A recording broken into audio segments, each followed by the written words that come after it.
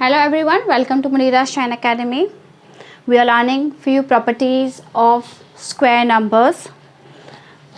The 7th and 8th properties are left. So start with 7th property. It says that when a number, a perfect square, is divided by 4, it will always divided by 4. We get a remainder either 0 or 1. Okay, let us understand with the help of example. A perfect square is divided by 4, we get a remainder 0 or 1. Suppose 1 is a perfect square, right? 1 is a perfect square of 1. So if I say I divide 1 by 4, the remainder here will be 1, right? Suppose 4 is another perfect square. If I divide 4 by 4, the remainder will be 0. Then 9 is a perfect square. If I divide 9 by 4, we know 4 into 2 is 8 and the remainder will be 1. Suppose I divide 16 by 4. So 16 by 4 is 4 4 is 16, the remainder is 0. So here we can see that if a perfect square is divided by 4, the remainder is either 0 or 1, that is in the alternate form. So next number is 25, that is perfect square of 5. 25 divided by 4 will give remainder as 1, right? Then 36 divided by 4 will give remainder 0, right?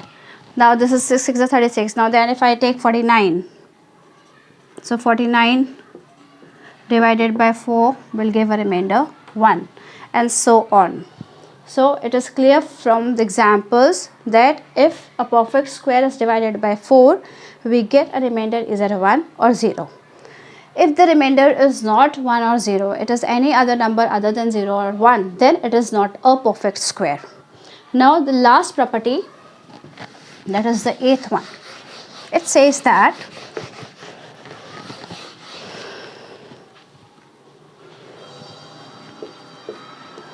square number is sum of consecutive odd numbers.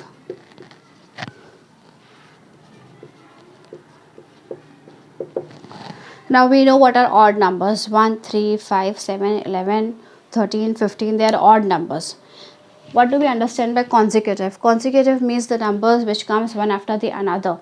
So consecutive odd number will be 3 after 1, right? So 1, 3, 5. 5 comes after 3.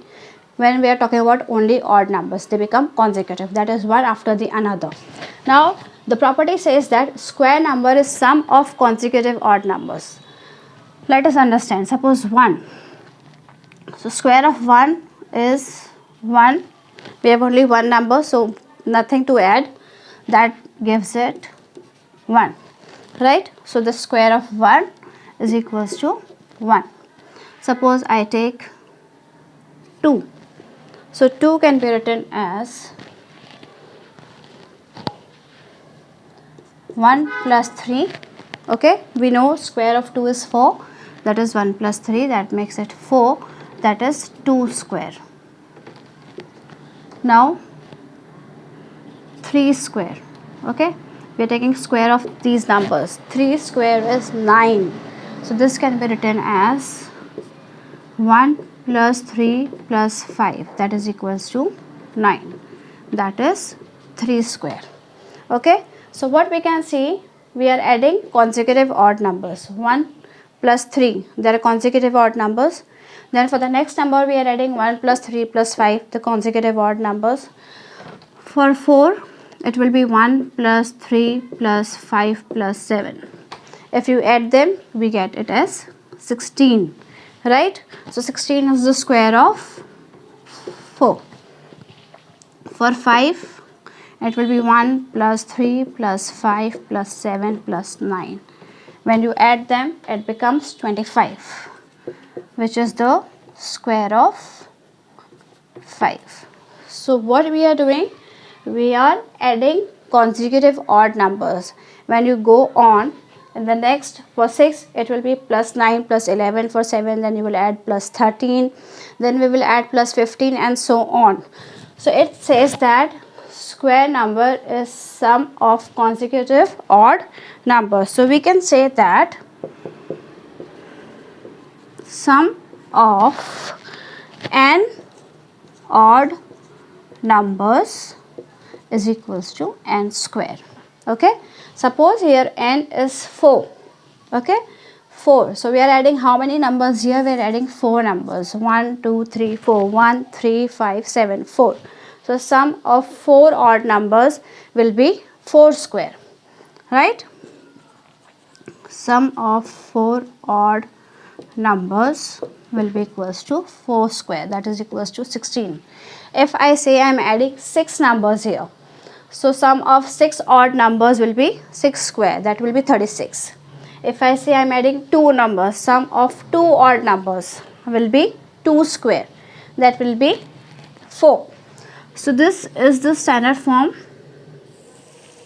to explain the eighth property, that is sum of n odd numbers will be equal to n square, which says that if square numbers, sum of consecutive odd numbers are added, we get the square of that number.